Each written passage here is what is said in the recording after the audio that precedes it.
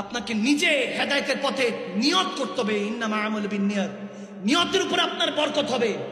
বুখারীর প্রথম হাদিস। আপনার নিয়ত যদি গলত থাকে, যা আসলাম বসলাম তামাশা, নাউজুবিল্লাহ, তাহলে জীবনে হেদায়েত আসবে না। আর যদি নিয়ত করেন আল্লাহ, এখানের মধ্যে কেউ না কেউ তো মহব্বত নিয়ে শুনছে, তার উসিলায় তুমি আমাকে হেদায়েতের পথে কবুল করো। তোমার রাহমাতুল লিল আলামিন নবী এবং নবীর আহলে বায়াত সাহাবায়ে রাসূলদের ওই উহুদ থেকে কারবালা পর্যন্ত ওই শহীদদের সাদকা দিয়ে আল্লাহর কাছে চান, ওই শহীদদের উসিলায় কবুল করো, আমাকে হেদায়েতের পথে চালাও। আল্লাহর ইজ্জতের কসম করে বলছি, আমার প্যারা নবী বুখারী হাদিস বলতেছে, বান্দা মান কে তো দেখ, রব্বুল আলামিনের কাছে চেয়ে তো দেখেন।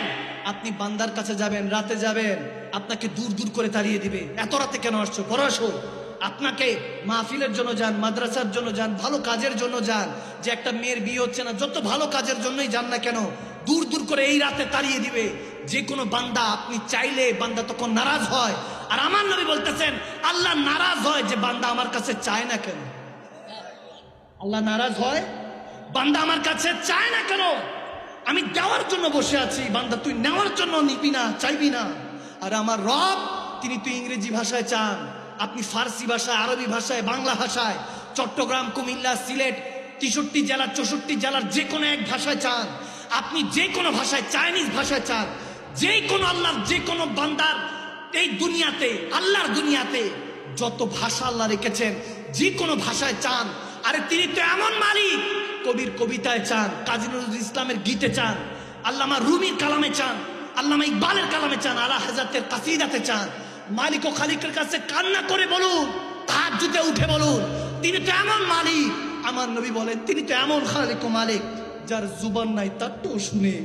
বান্দা তোর জুবান আছে, তুই চাইতে পারিস নাই এখনো।